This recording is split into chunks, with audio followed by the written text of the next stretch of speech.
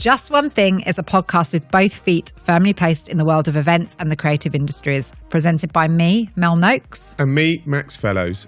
It's a podcast from Elevate, where industry trailblazers write a letter to their younger selves. And consider what wise words of advice they would give themselves now, if only they could. Our discussion is all based on this letter. Be prepared for refreshingly honest conversations and words of wisdom. Our guest on this episode is Steve Sayer, Vice President and General Manager of the O2, the world's most popular music and entertainment venue. Steve has worked in the sports and entertainment industry for over 20 years, with a career path that includes various roles at Manchester City Football Club, AEG Europe and the O2, where he currently heads up the senior leadership team, ensuring the O2 remains both world-class and fit for the future in a dynamically evolving consumer landscape. Steve says he's spent the best times of his life working in both football and music. Talk about being blessed. He says life is for living and there is so much to live for.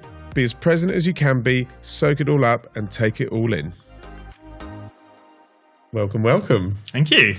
So, to our audience, could you please introduce yourself and the role, I suppose, and a bit about what a day looks like in the world of Steve Sayer? Yeah, sure. And thanks for having me. So I'm the SVP. That's my level, my title, if you like. I'm the general manager of the O2. I'm effectively the managing director. In other walks of life, I would be the CEO of that business unit. You know, we are the sort of crown jewels of AEG Globally's sort of venue portfolio. The most successful venue in the world, I would say. We sell more tickets than any other arena in the world. Last year, we sold over 2.5 million tickets for arena shows. That was just Taylor Swift. Well, she's outdoors this year, but she's that's 600,000 more than the next best, which is Madison Square Garden in New York. So we are streets ahead. What I would say though about the O2, and I always say this, the O2 Arena is the beating heart of the O2. The O2 is the campus. It's the whole thing. It's everything under the tent and up at the O2, which goes over the tent, our roof walk. And I guess my role, is doing all the stuff that you would expect, the managing director of a significant business like that to be doing. Whether that's overseeing strategy, full responsibility for P&L, overall responsible and accountable for safety and security. But it's kind of like running a mini city. We have over 10 million visitors a year come to the O2. We've got the arena, we've got our shopping district, we've got our entertainment district, we've got up at the O2, So I guess that's my role. That's what I'm, accountable for. I mean, day to day, I'm just, it's everything from, focusing on the team and the people, making sure that the culture's right. I really believe in getting, this is from experience, just, it's a culture within a company that really drives the business. So I spend a lot of time with our people team, senior leadership team, working on how we create that environment where people can thrive. It's supporting all of the directors, in their kind of respective functional areas. We talk a lot about the fans, the bands, and the brands. That's quite a nice way of thinking about our business. The fans are all of the guests and customers and visitors that come to enjoy an experience at the O2. So that could be coming to shop, to dine, to climb, or coming to a show at the arena, which is what we are most well known for. The bands are, of course, the artists, and I guess it's that whole live music ecosystem of artist, promoter, agent, that we spend a lot of time working with, ensuring that, our diary is full. Like I say, the busiest arena in the world. If we have a full arena, it drives and sustains every other part of our business. And then the brands really are not just our brand partners like Virgin Media O2, but, all of the partners and sponsors, but all the other stakeholders that, have a vested interest in, the success of the venue. So that could be local government, it could be the Royal Borough of Greenwich, it could be, the emergency services, it could be, other stakeholders. And I also spend, as much as I'm spending a lot of my time focused on the team and focusing on managing the people, I also spend a lot of my time on stakeholder management and managing upwards. That's being the O2, having the profile that we've got, is an incredible responsibility for me and all of the team. But with that comes a lot of interest and focus from our business. So whether that's, the board here in London for AEG Europe or even in LA, and even to the, our owner, Mr. Anschultz, who, comes to the O2 once a year. We're a privately owned company. And so we're sort of managing all of those dynamics. So I'd love to say I spend all my days just booking artists and hanging out with musicians. I don't. From time to time, I do get to meet them, and that's nice and that's enjoyable. Recently, have you got a stash of selfies there? Who's the best person you've met? Let's have that. Was there anyone that you met that you were a complete fanboy and just totally overexcited by? You sort of come across so many, so a good one actually. We had the Labour Cup tournament a couple of years ago, which, if you remember, was Roger Federer's his tennis tournament, and he retired, and he had that sort of famous match. I think he was playing a doubles game with Nadal. They had the big bromance, the sort of tears on the court. The game went on until 3 a.m. It was a bit like the Australian Open currently with Djokovic playing till the early hours. And on the final day of that, we did a little presentation to Roger.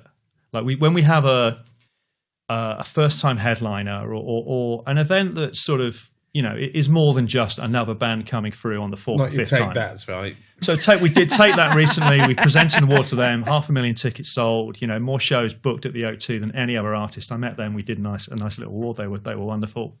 But meeting Roger was surreal. As I said, I've been loads of musicians, and with my career at Man City, I've spent plenty of time around Premier League footballers, and been in the presence of Maradona and Messi and all these people. But meeting Roger Federer, and I'm not a big tennis fan, but he's just such an icon. And we had to do this little award. I had to do a speech and sort of present it to him, and we had a little bit of a laugh and a joke. And he asked us about the 21 Club. So we have a 21 Club. So any artist, this is in kind of homage to Prince and the 21 Nights back in 2007. Any artist that now plays 21 nights and take that at one of those, they've done 39. We give them a key to the house, so they get a key and they become a part of the 21 Club.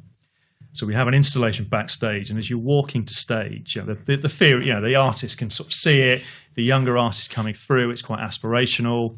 We do get agents and promoters asking, like, how close are their artists to the 21?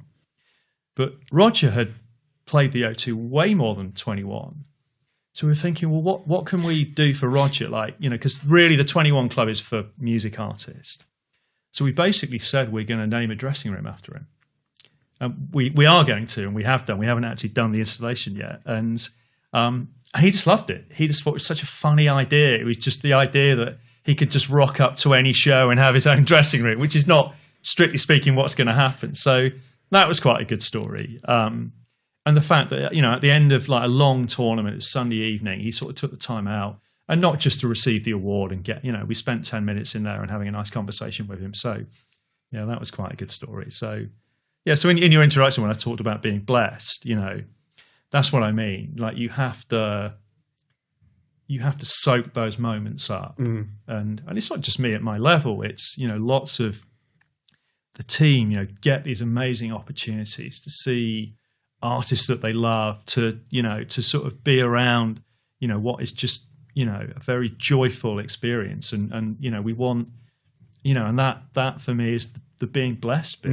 You've got to do all the hard work and put the grind in, but actually you get, that you'll get the results, personally, professionally, whatever, financially. But it's those things I think that really make a difference. It's one of the benefits of our roles, isn't it? Like, I do think it's interesting. I go into universities and lecture sometimes, and I think the kids are all like, you're hanging out with artists, you're doing all the brilliant stuff. And I'm like, I'm here to dampen all your dreams. It's like, actually, you're fighting fires in the back. But the reality is those moments, that is one of the incredible things about our industry, is that you get to do those sorts of things and have those opportunities that not, if you're an accountant working in a finance institution, you're probably not going to have those sorts of opportunities. So soaking it all up and really enjoying it is part of it. And we are fortunate, and that's what I keep saying. Like when I walk into the O2 every morning, and to say at Man City at the Etihad, I'd walk in, and every day, mostly, but certainly the O2, in the 10, every day I walk in and I'm excited about what's going to happen. I get a buzz, and I think hopefully that plays into the culture, because if the leader of the organisation is gets that buzz and conveys that energy, it can be really powerful. You know, you can be terrible at your job, but actually that's a good starting place. At least people are excited about it. Yeah. So many stories like that. You know, even today we had I can't tell the artist, but you know, one of the most famous artists in the world, not Taylor Swift, climbed up at the O2 to do some media with you know, a media owner here in the UK, and that will go out later on in the summer. You know, and it's I didn't meet that artist, but you know, the team involved in that, just the opportunity to be around that artist, and you know, for them, it's they're not going to take selfies, they're professional, but just to have that experience, and that's what I said in the letter. You know, try and be as present as you can, because you know it's those and I will say about I think the event industry generally, whatever part you're in, you know, like it's a fun industry. You know, it should be fun. It should be joyful. It should be fun to go to work. It shouldn't be drudgery or, you know, and that doesn't mean to say it's not hard work or stressful, but, you know, I think that's the way I look at it anyway. Yeah. I think you're completely right. And sometimes taking a step back and actually having a look at it, you have a good day type of thing, and it kind of blows the week apart in terms of how exciting it is and stuff. Just before we go into the letter a bit more, and thank you for doing that, if you were to try and encapsulate into kind of 3 key things as to what differentiates the O2 from a Madison Square Garden, who've got great teams, all the rest of it, or any other kind of venue in the world, what would you say that's down to? Apart from Mayor Sayer, king of the O2 town, of which I'm now going to name you. I think. I mean, it's a difficult. What sets the O2 apart? I think in a relatively short space of time, you know, the O2, you know, we've been open 17 years, so not a long time in that sense. You know, we've built up this incredible history, you know, of artists that have played the venue, from Prince's 21 Nights to Led Zeppelin reforming, you know, for the first time in many years. Some of those early Rolling Stones shows that took place at the O2, you know, the Labour Cup. I think we've been able to bring, you know, these amazing iconic events to London, to the O2. You know, we've got, you know, synonymous with these incredible residencies. You know, last year Madonna's 6 nights, Elton John's 10 nights. Again, we've built up this incredible history that feels like we've been around 50 or 60 years, and we've done it in, you know, under 20 years. I think the building itself is iconic. You know, it's just such an impressive, iconic, such an unusual building, really. I think that plays a part. I think as a team, you know, we're constantly pushing ourselves to be better, deliver the best guest experience, deliver the best artist experience. You know, a great example, a recent one, Olivia Rodrigo, one of the biggest pop stars in the world right now. You know, her fans like legions. It's all about, you know, the sort of the almost a uniform that they wear, sort of synonymous with purple. You know, we rolled out a giant purple carpet in our main foyer. So for the Brits, we have a red carpet, and that's, you know, that's sort of. So we rolled out, and we just did that. We obviously did it with almost the permission of the artist. You know, we wanted the artist to be cool that we did that, but we wanted to do that for her, and more importantly for her fans. You know, and it's little things like that that just make, you know, a massive difference. You're not just going to you know, obviously the fans are coming to Olivia Rodrigo. They're going to have a great experience at the O2. They're going to see one of the best shows of the year. But it's those little things. We turned our Amex Lounge into the Guts Club. You know, and that's one of her famous albums, and one of the 2 albums, and so we sort of turn it into the Guts Club. And actually, the artist was so engaged. You know, she was signing off, you know, what type of tacos, was it a hard shell or was it a soft shell? And this was obviously done through, you know, agent and manager, and you know, and I think the artist, it's a big deal playing the O2. You know, it's on, you know, it's a statement of arrival for those up and coming artists. Another great example, another recent one was Take That. You know, we hired in a marching band, so a bit like a pop-up, really, sort of unexpected, like a marching band, but playing Take That covers. They were absolutely brilliant. And they just appeared in like different parts of outside the arena just to get the atmosphere going. Yeah. And there was one brilliant clip where and our comms team missed this. I saw it on Gary's. Obviously, I'm not. You are, but it's okay. Obviously, clearly I do like a bit of Take That. Yeah. So Gary Barlow snuck into the band one day because he saw it and he thought it was such a great idea.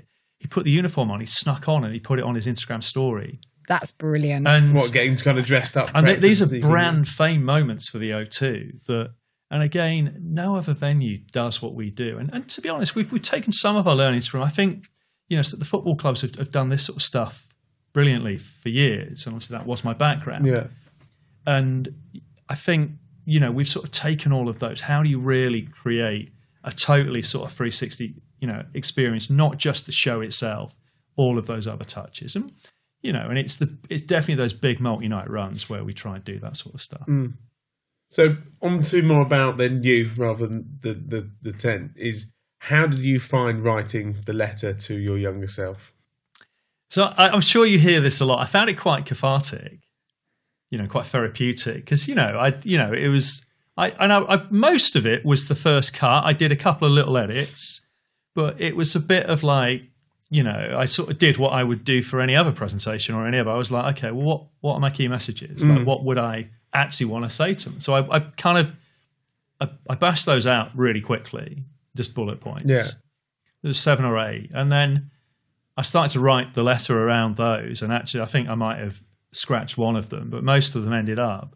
And no, it was good. It was enjoyable. It was cathartic. It got me thinking about the journey that I've been on and the journey that I'm still on. And I think that's one of the key messages in there, that you're always arriving. You're never there. And I think if that's your mindset, that, it's growth mindset, right? If you always can see something ahead of you, there's always growth, there's always learning. And I wasn't always like that, by the way, but I definitely am now. And I think that was the bit that, to sort of almost remind myself of the journey that I've been on, of the different some kind of pivotal moments that might have shaped me as a human and me as a person who works in the event industry. So I enjoyed it. Would Steve then believe where Steve is now? Do you know what?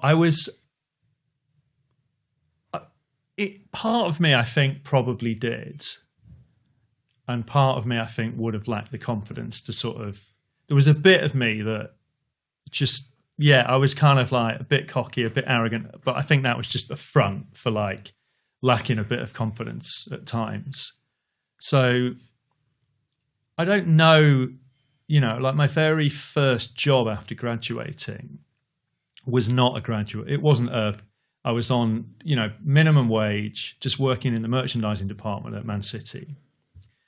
And it was it was almost like a cottage industry then. It was so different to what Man City are today. But I was strategic in the sense that I wanted to work in football or music as I graduated. And I made a decision through university. I didn't want to go down what was called the milk round in those days. I don't know if it still is, where in your second year, you'd get wheeled out to these, all of the KPMGs and all the sort of big firms and all the, the FMCG brands and maybe even the agencies back in those days. I can't quite remember. And I was like, oh, that's not for me. That's all a bit corporate. And plus I was having too much fun at university to sort of bother with all that. So when I did graduate, I definitely had in my mind I wanted to get in football or music. And I was like, how do I engineer that? And my friend was writing for the program. So I think luck comes into it to a degree, but I think there was a bit of strategy there. And he was, there's a role going, like you should apply for it. So I did, and it was really just me and my boss at the time. And we went to the merchandise department, that was it. It was everything. We were designing kits, we were running the marketing campaigns, we were sort of working with, the retail is not, again, it wasn't what it was today, but I don't know if you remember, there was when Liam and Noel Gallagher did the photo shoot for the Man City club catalogue, that sort of iconic, it was in the NME, both wearing the Brother Umbro shirt. So I was sort of involved in that. So that was again, it was like, whoa, like here I am sort of, involved in this project. I wasn't actually at the photo shoot, but I was involved in then sort of kind of rolling out the catalogue and, and it's just like, this is brilliant. But the pay wasn't great, really, not relative to perhaps what I could have been earning if I'd gone into a more typical graduate job. But I did have, before I took the job at Man City, I did have an interview for a market research company because I'd done geography as it was my degree. And I picked geography because I like geography, and I picked Manchester University because I like the music scene. That was literally as simple as that. and I was good at geography. But in geography as a degree, it's sort of where do you go with that? And actually statistics, a bit boring, is quite a big part of geography, particularly human geography. So one route, and this would have taken me in a completely different direction. I went down for this job in London, market research company. They're one of the big firms, I think, but can't remember who they were today. But I was just like, oh, this is boring. This is not me. Maybe it was a bit of the arrogance coming out of me as well at that point. But I was just, this isn't me. And I sort of, and that would have taken my life in a completely different direction. Because a lot of my friends moved to London straight after graduate, which was I think that was quite common but a few of us didn't. Not many of us. We stayed up in Manchester, and so the rest was history, I guess. So 21-year-old Steve goes up to Manchester Uni for a geography degree, gets a job as a merchandiser for Man City. What goes on back home? So was this the path that your parents thought that you would take? What were the conversations to go, well, I've done this thing and I'm now going to go over here and work for that? What were those conversations like? It's like with parents. I don't think they really understood what I did. But when they worked out, they could come up to Man City, to Main Road, it was the stadium, and have some hospitality once a year and sort of see me in my club suit. That, for them, there was just incredible pride. They were like, my brothers, two brothers and sisters, all been really successful, different careers, but, more lawyer or finance or whatever, and I think they were like, there was a sort of pride there. And I think it's the same. They don't come to the O2 very often, but, just in my role, I am now, particularly now I'm the figurehead and everybody knows me, all the security team know me. And I think, when they're like, oh, you've done all right. But no, we didn't really have that sort of relationship where we would talk about careers and they were like, obviously we would talk about stuff, but they weren't pushy or pressuring me into one thing or another. I think they generally just wanted me to be happy, and that was probably enough, but yeah, no, they certainly enjoyed the perks that came with it. And so your job at Man City, obviously you talk about it in your letter. It took you 18 years to come to London. So what happened in those 18 years in Manchester? Because you went through quite a roller coaster quite quickly. Yeah, I mean, it's so unusual now. Like, I've only really had two proper employers. I'm not talking about, I had a paper round or worked in McDonald's when I was, yeah, we're not going that far back. But so I've had two employers really, Man City and AEG Europe. And I mean, it was a long time, but I think it was probably what people, look for today. Like, I was getting growth though, there was opportunities. Maybe there was a couple of years where I stagnated a little bit here and there, or I was in a role and I wasn't, but that my boss, my first boss when I was in the sort of merchandising area, he left it, or he went on to JD Sports after about a year. The J&D of JD, John and David, were directors of Man City. Actually, they were the owners of the club back in those days. So I was just kind of like, okay, well, it's yours then. So then I was in charge of this department, which was only really me, and then I hired an assistant. But so I was sort of kind of learning about business and merchandising and marketing, I guess. Then I did, my marketing studies, at night school, Salford University, I think it was, just to sort of, a little bit of kind of professional development. Then my first mentor, I won't talk about names, but my first mentor sort of kind of came into the club, did a lot of work with John and David, was sort of brought in, was communications expert, that was his, but he was brought in to sort of kind of look at the whole sort of business commercially. And he said, and it was quite literally true, I had this office that was like a broom cupboard above the shop, the club shop. And he was like, he opened the door one day and it was like, oh, who are you? And I was like, oh, I'm Steve and this is what I do. And we got on really well. And then he became my first mentor, and, he was really good for me. He sort of developed me, promoted me again, get more responsibility. And then... Was that an official capacity, or was it more so it just kind of almost happened? It's sort of a bit of both. I mean, he was a club official. He started off as a consultant, but then sort of came in and was what part of the leadership team, I guess you would, the board of directors, you would call it in football. And then he was great. I learnt loads from him. And he was like, right, so then suddenly I had merchandising, ticketing, cut my teeth in ticketing at Man City, memberships, the Junior Blues, which was which is still is going, so the fan club,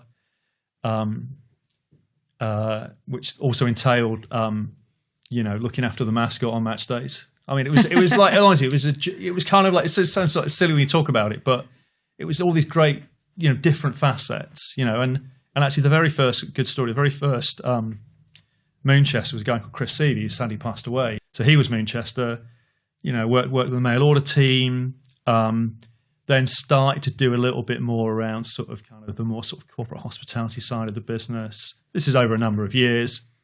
I had a great story then. I can't remember my exact age, but at my first Premier League meeting, I was sort of sent down to talk about internet stuff. I can't remember exactly what it was, but broadcasting rights and I was, I was kind of great, I was a bit nervous because, it was like going to my first Premier League meeting and all the clubs are represented. And as I later found out, they all sit around the table in alphabetical order, starting with Arsenal. They are, Aston Villa's next. So I came in, I was late, and I was stressed, a bit flustered, like the train had been a bit delayed, I'd messed my timings up probably. I can be a bit like that. So I sort of came in, I was super nervous at this point. So I asked the receptionist, so where do I go? And they're like, and he literally, back in those days, it was Lancaster Gate or somewhere around there. You sort of opened the door and like the meeting stopped and everybody looked. And these are all like senior figures. It wasn't the commercial directors because there was a commercial directors meeting and then there was the shareholders, the chairman and the chief execs. There I was about 28, 29. And I kind of like, fuck, what do I do? And I just saw like the nearest chair. So I sat down just to sit down. And then it was like, then the noise came back up again and they started talking. And I sort of kind of, I got shuffle my papers around, it sounds really silly, but it was before we went all on tablets and phones. Then I looked across and I saw this place card. It said Arsenal FC. And then I looked along again and I saw Aston Villa. And then it was probably like Birmingham. And I glanced to my left and it was David Dean, one of the senior figures of football at the time. And I'd sat in the wrong seat. And I looked right round the end of the sort of the boardroom, like this oval boardroom table, and there was a gap. And I was like, so I had to wait until the break then to go and get my actual seat. So there's all these, I know. So my career went like that. I put responsibility and then it kind of stagnated for a bit. I've had times where I've had responsibilities taken off me. We've had restructures I've been a part of. Some have been beneficial for me. Some have been more difficult, maybe moved into a sort of what you might say, And I think, but all of that, some of that at the time was difficult. You're in the, when you're in those sort of difficult places professionally, but you do draw on it. And I remember actually when I came, so after that 17 years, so, lots have changed. Then, Abu Dhabi ownership got involved. I had a great experience with, our Abu Dhabi owners. Spent a lot of time in Abu Dhabi in the early days. What were your biggest, sorry to interrupt, what were the biggest challenges of that 18 years? The biggest perhaps peaks and learnings and challenges? Well, the peaks were, like, there was professional peaks. There was, succeeding in certain things, getting promoted, taking on more responsibility. There was the sort of riding along with the team a little bit. Because when you work for a football club, the sporting side of it is a big part of it. You very much become part of that machine. The more challenging time, I think, were like moments where, as the club was sort of growing and new owners coming in, a lot of money, foreign money, different outlook, looking to really change the culture, sort of being a part of that change. And sometimes that change is not necessarily overly positive for you as an individual. I think in the long run it was, but I think some of those moments were difficult, sort of kind of, just handling that, and I talked about sort of my first mentor, another, great mentor of mine, who almost became a mentor that I stopped, like in the early days, this individual was brilliant for me. Again, he sort of saw potential in me. And this is just at the point, just before around the sort of Abu Dhabi ownership got involved. And he promoted me to quite a senior level. But I was like completely out of my depth. Completely out of my depth. Didn't really know what to do, how to do it. Didn't get the support. And he turned a little bit. I never, I'm not talking about this publicly too much, but I won't say too much, but I think he got frustrated because he saw all this potential that wasn't being realized, but what he didn't understand, and this is one of my, I needed that support and coaching to help me through. So, and that's something I've been very mindful of with my team. Whenever I see somebody, you can tell when someone's struggling. And sometimes it is their ability. Sometimes they're just not performing. But often they just need that support, or they need their confidence built up, or they need, the right training and development coaching, and so that was the toughest moment, that sort of period, because it went from such a high, being promoted into this great role. But to be fair, it did set me up for the next few stages of my career, because it took me up to a level where it was a little bit like sink or swim, and I probably sunk for a year, and it probably took me another 6 months to 12 months to sort of build myself back up in a slightly different role with a bit less responsibility. But then when I got my confidence back, and then I could start to sort of go again. Would you say, and because of that, and obviously that consistent progression, you talk about the development side of things, it's obviously from our perspective something we're hugely passionate about in the learning development side. Are you a believer and a fan of staying with the business longer term and growing with it, or at the moment there's a lot more of that 2-3 years move, and obviously the benefits being probably financially driven, but the two against each other? Which camp are you in? And obviously, given your experience and as now an employer as well, what do you think and see? I don't know that I'm in a camp. I think it's harder these days. I think there is that sort of push and pull. People want, particularly in their 20s and early 30s, they want that progression and development. They want the pay that comes with that. They want the recognition. Everyone's got slightly different drivers. I think it is harder. I think what I did was quite unique in a way. It's almost like old school, where you stick with a company, or my dad worked for the council all his life. I think that's not. I'm certainly not in that camp. You want to experience what I was. I think the reason I stayed at Man City as long as I did, there were a couple of periods where, again, I look back on it now, I was like, maybe it was a couple of years where I was coasting a bit, or in a bit of a rut or whatever. But generally, I was learning and growing in different roles and different levels. So I was getting that progression. It just happened to be fortuitous that because the club was getting investment at different stages, it was becoming a different beast in a way. Yeah.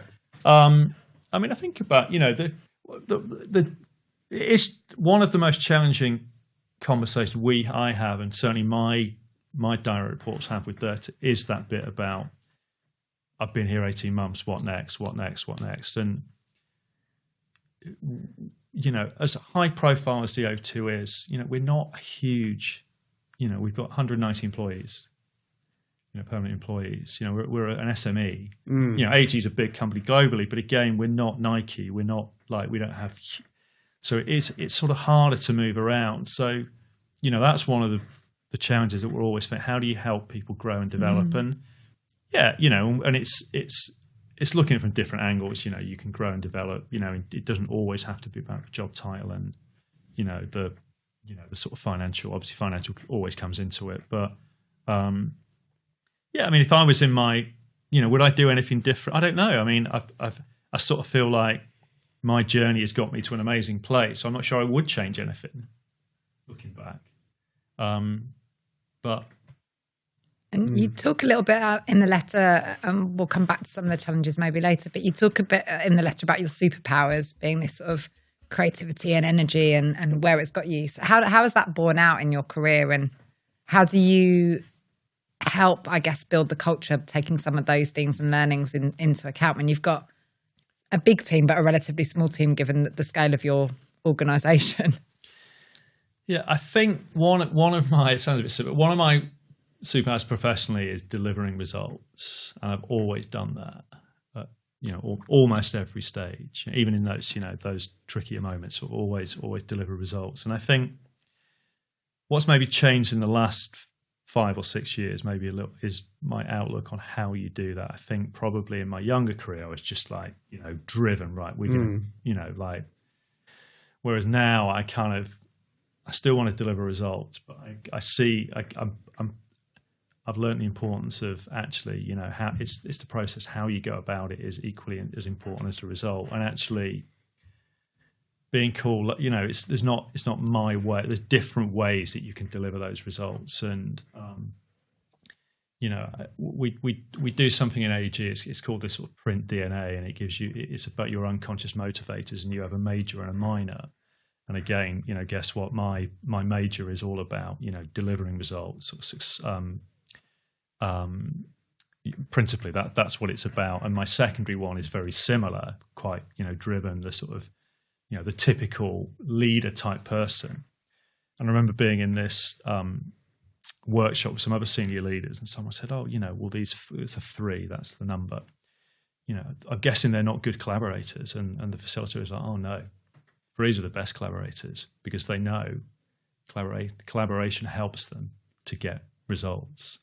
So I don't know if that answers your question exactly, but I just think it's important to, create that environment where people thrive, and then that's where, the best ideas don't come from me or from senior leadership, or, the best ideas come from, people right across the business just getting together and, and that's, I think it's about creating an environment where people feel safe, come up with ideas that they want to come, they're encouraged to do it. I keep coming back to me and my past, but I think this is relevant. Like, I think I was, in my earlier career, I was almost like, one of my drivers was a fear of failure. It was almost like the reverse. It was like I was so scared of failing that I'd be like, why? I don't know where that comes from. Is it childhood? Is it conditioning? But over time, I've I've different outlook now, and I think, not encouraging people to fail, but make that safe space. It's actually failure is how you learn, right, and how you grow often. And as long as we take the learnings out of it and we move on, let's not repeat the same mistakes. And I think that's a big part of driving and creating culture, that you kind of create that environment where people feel like they put ideas forward that, and if one of their initiatives or the project doesn't quite deliver, you don't go after them. It's like, I will challenge and I'll ask the direct questions and I'll try and understand what happened, but you do it in the right way, in a way that, you're really trying to grow as people together. Your letter, what was really interesting about it is with all of those that we've had on, and there's no right or wrong way of doing this, it tends to be more weighted towards the journey of, milestones and talking about this. And it was almost the complete opposite with yours. So it was about 20% was a quick recap of between 21 and now, and 80% was much more around this frankly quite self-aware advice and learnings and lessons and quite reflective. And obviously, I think demonstrates a journey that you've been on as well. But I'm just really interested then about that kind of reflective nature. You talked a bit about, I suppose, things like the anxiety being one of those, and some of the other lessons around that Mel mentioned as well around the joy factor and stuff. What of those lessons has had the biggest impact in the shortest kind of period of time, would you say, as a now leader of a large business? Well, that's a good question. I mean, I think as far as the letter itself, if I sort of start with that, I think that's probably just where I'm at right now. That I wasn't self-aware in my 20s and 30s. As I look back now, if I'm being constructively critical, because I wasn't like a complete zombie, but probably wasn't as present as I could have been, you know, in personal life or in professional life. And, you know, and so sort of the self-awareness bit, which has been something that I've worked on in the last 10 years and just become more conscious of, is something I think is important I think it's one of the most important, because it's, you know, it's emotional intelligence, right? I think it starts with self-awareness, you know, because, you know, empathy and all of those other sort of qualities and traits that you know, go into that sort of emotional intelligence, you know, being a good human being, it sort of stems from self-awareness, I think. And I didn't know that. I didn't really understand that in my 20s and 30s. I didn't really get it. Yeah, we'd do 360s or you know, I'd get feedback, and, you know, and I guess over time you maybe build up a little bit of a picture. But I think it's only been in my 40s where I've been a bit more reflective. And I think that's what, not just, but, you know, it's sort of that honesty about yourself, being self-aware, being conscious of how you interact with people, you know, and the effect you can have on for good or bad, you know, when you first walk into, like, it's so important because it sort of sets the scene, it sets the tone for yourself and for the people around you. And I think, I'm not saying that I'm conscious of that all the time, but I think it's just, so I think that's the most important lesson, if you like, or learning for me, was just that bit about self-awareness. And just, because I don't know why, I just didn't really get it in my 20s and 30s. I just wasn't conscious of it, how I came across or how I was perceived or how my behaviours were I'm not saying they're bad behaviours necessarily, but just I wasn't really aware of it. And yeah, that's been a big shift for me. You also then touched on that anxiety piece and knowing that, you know, it's a very kind of well-used phrase at the moment, and I think most people feel some level of it in some way, shape or form. Again, with the profile that you now have, and you've done a great job in the last few years of really getting your face out there as well, interviews and talks, things like that. How has anxiety, I suppose, shown up for you, and how have you navigated that, managed it, and I suppose not beat it, you live with it, right? But how have you, I suppose, dealt with it? Yes, it's an interesting one. I didn't, you know, I mean, anxiety, I think for me has probably been an ever present, even from my childhood. But I didn't really, I don't know. It would maybe manifest itself more in my early career in stuff like public speaking. I would just dread it. Like it would just be like, even at university, I didn't enjoy it. You know, in a you know, slightly fun, like, and. So I think with stuff like that, it was just the more practical stuff, like speaker notes and writing speeches and being okay referring to bits of paper and not feeling that's a weakness, because you can't, you know, we can't all be Steve Jobs and just get up on stage, and some people can, you know, I can't do that. I enjoy public speaking now. You know, the presentations, yes, I've done all the courses and all of that, but the most important, which I still say to people today, I'm like, just work out your opening line. Just work out how you're going to open it up. You know, whether you want to tell a joke or you want to just something quite dry or something factual, or just have that clear in your mind. And I find that that's a real sort of, you know, and yes, there's all the breathing, but that really settles me down. It just then I can get into the a little bit. I think with sort of anxiety, it's just, I think just over time with a bit of maturity, or with, I think, you know, it's a bit of a well-used phrase now, but sort of leaning into it a little bit, just being okay with it, you know,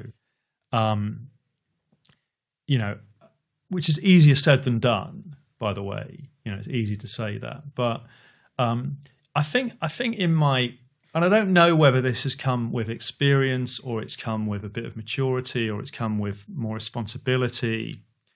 I care a little bit less about that stuff these days. I don't care. I still care about what people think. And I think I would be lying if I said I didn't, but I care a lot less. And I think for whatever reason, probably in my younger career, I was a bit too overly concerned about, you know, what others are thinking, or, you know, how I'm coming across, or, you know, and I always sort of talking to my two around, but two daughters, and we're always sort of talking about this sort of stuff, and they're like, "Oh, Dad, shut up!" You know, they don't want to talk about 13 and nearly 16, but you know, and so you know, so just caring that little bit less, and I think there's just so many more resources around. You know, when I was in my 20s, you know, I don't want to say I was paralyzed by anxiety, but it was definitely, you know, something that I had to sort of work with. There was no resources really. No one talked about it. You know, you wouldn't talk to your mate about it. Not this is not 25 years ago. You just wouldn't. Whereas I think now, the fact even I can come on here and you know, I'm certainly not going to be the first, but sort of talk about mental health in you know, you can still be incredibly successful. Like it shouldn't be debilitating. Yeah. You know, there are resources. You know, talking it out. You know, all of that sort of stuff. You know, plus the more practical sort of techniques that are available as well. How would your girls describe you? If I was to meet them. That's dangerous, asking how a 13 and 16-year-old would describe their dad. If I met them in school or something, that sounds even more weird. But no, let's say they're talking to their mates and they're asking. I don't know. I mean, how would they describe? I'm not the typical dad. I'm just not like any other the dads at school. In what respect? They'll probably say something. Is he there with Roger Federer on your phone? Yeah. They're like they think I'm a bit of a celebrity. You know, when I turned up to pick my daughter up from a sleepover a few weeks ago. Like her and her friends were all like waiting. They wanted to see what the boss of the O2 looked like. It was ridiculous, really. But they think I'm fun. You know, I don't know if they would use these out, but they think I'm fun, playful. You know, we mess around, we have a laugh. You know, yeah. I mean, they just I think that's the overriding thing, that, you know, I'm fun and I'm playful and, you know, yeah, that's probably where I'll And you leave talk it. a bit in your letter, Steve, around this idea of work hard, play hard, but also rest, and this idea of presence. How much did becoming a parent play a role in that or not? Was that part of that discovery? Did that happen before? How much has being a parent played into that? I think when they were young, I was good with them. We'd always be messing around and doing silly things and building dens, and I was in my happy place with them, as most parents are. I think as they got a bit older, that's where maybe some of the other things have started to come across. Just because I'm now so the anxiety one's an interesting one. So you're talking to a teenage girl who might be going through going to secondary school. COVID hits. All of, and I think I've learned more about myself parenting them as teenagers or nearly teenagers than maybe I did when they were younger. That's definitely been a real sort of positive experience for me. And they've become a little bit of a mirror, don't they, to your own childhood as well. That well, I good or bad? Poor kids. Yeah. No, but I think they do to so that's another thing that you've kind of got to contend with. But and is it helpful to have an audience at home of 13, 16-year-olds that you can be like, what's cool now? Tell me what the lingo is. What should I be following on TikTok? Which artists should we be booking? Yeah. No, I mean definitely. I would probably they would poo-poo me, but my music knowledge is pretty good. It's my main passion, and and because I'm around people at work all the time, even way more than I do. I'm always getting exposed to different genres and different artists. But no, particularly for the it's good to what does a 15-year-old like? So whether it's SZA or Kendrick Lamar or Drake, just knowing what they're listening to, what they're chatting about, not necessarily she's not at the age where she's sort of going out to she is going out to see bands and gigs, but not necessarily the age where she's really going out to discover the new artist yet. But that'll probably come. But no, and I think as well, and I mentioned in my letter a little bit as well, sort of the reinvention bit. It's sort of like particularly around new technology and fashion trends and cultural trends and stuff. It is. They do give me a bit of an insight into. I know it's almost old hat now, but stuff like TikTok, which I'm not a regular user of. I've got to be honest. I should be really, just purely from a professional point of view. But some of those applications that sort of started coming through that they're just going to use, and and I get to see how they use it and what they're looking at, and they show me stuff, and so yeah, it's definitely been good from that perspective. So with the last couple of questions, or last question or so before we kind of ask the biggie about it, where are you on your trajectory? We talked about this and then the ups and downs of careers, and that, the highs and lows and things like that. Now being a high point, perhaps, where is that on the trajectory and the kind of Steve Say of the future almost? Yeah, I mean, I've got, I've still got loads more to give and loads more to learn. So am I content at the O2? Am I enjoying it? Am I getting stretched? Do we have some big plans and projects ahead of us? Yes. But, I definitely want to keep on growing, keep on developing. That question you asked before about what did I think at 21 I would get? I did have, like, the ambition was there. And I think when you've got ambition and drive, that can take you a long way. And that's still in me, and I don't know exactly what that looks like, but, definitely want more over the next sort of 10, 15 years. There's plenty more to go after personally and professionally. It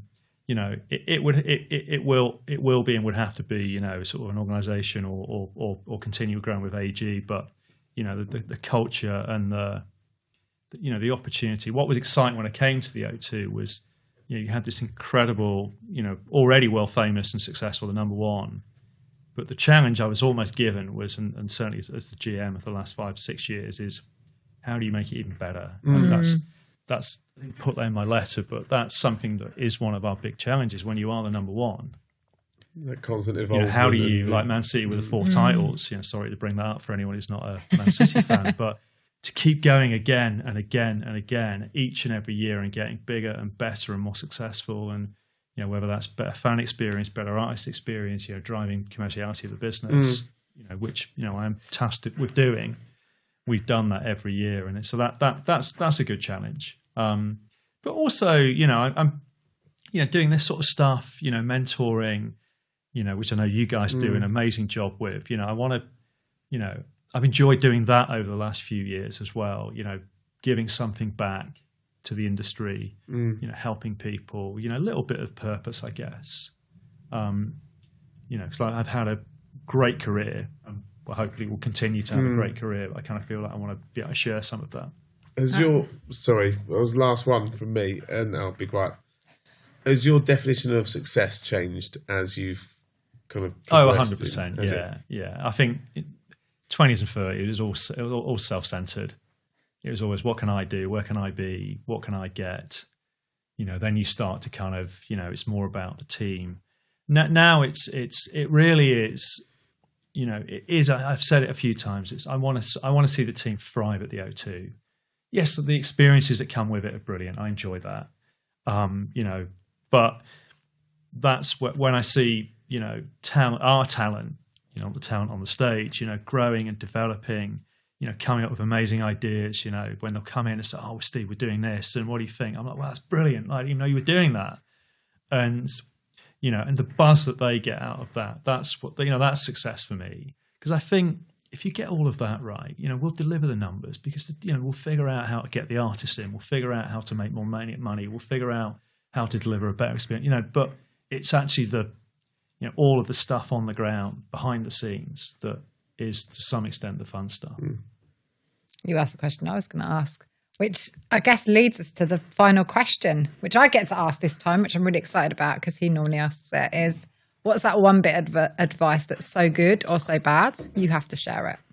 I think it was actually the mentor I talked about, who there was the good side and the light and the dark.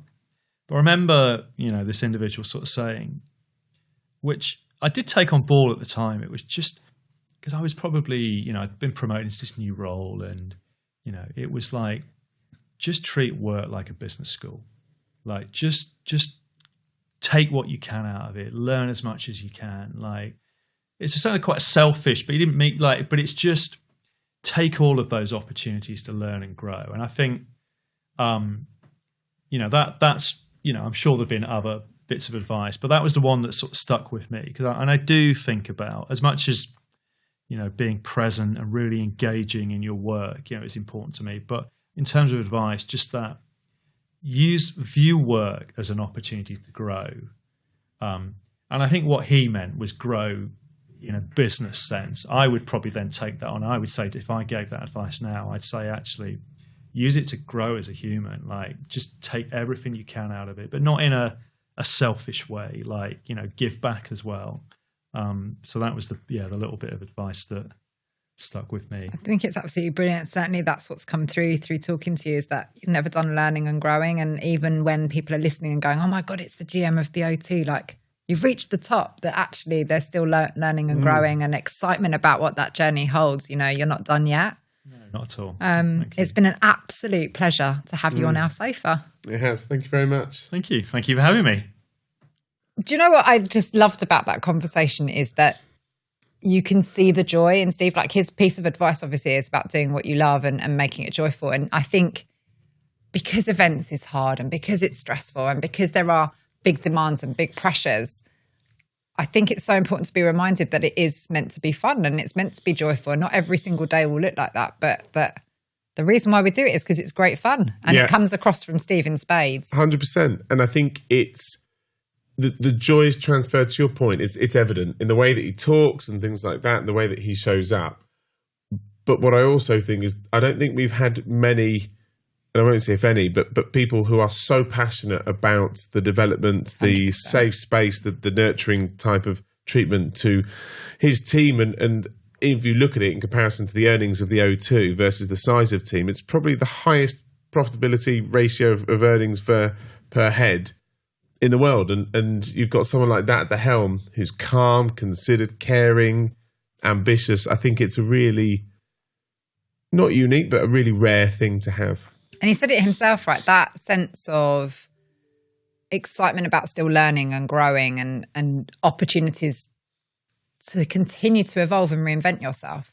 He talks about that reinvention in his letter. And I think it's really easy to see job titles and go, oh, this person's that job. Yeah. And actually there are people behind it that have had journeys, that have had ups and downs. And he talked really openly and honestly about his anxiety and how some of that has shown up in the ways that he's dealt with it, and the fact that he's still successful, but that he's not done yet and still growing. And I think it's so easy to forget when you see a job title that doesn't tell you as much as you think about the individual and where they're at on their journey, because there's still a whole nother chapter to go in Steve's journey, if not several chapters, and they're yet unwritten and undescribed, and he's not quite sure where that will go, but he knows that it's about ambition and purpose. So I think so much of that culture and leadership comes from him. Yeah, and from a man that's effectively been employed twice. It's striving for those opportunities, putting yourself, he calls it fortune and luck in some regards. I don't like the term luck, because I think it's putting yourself into these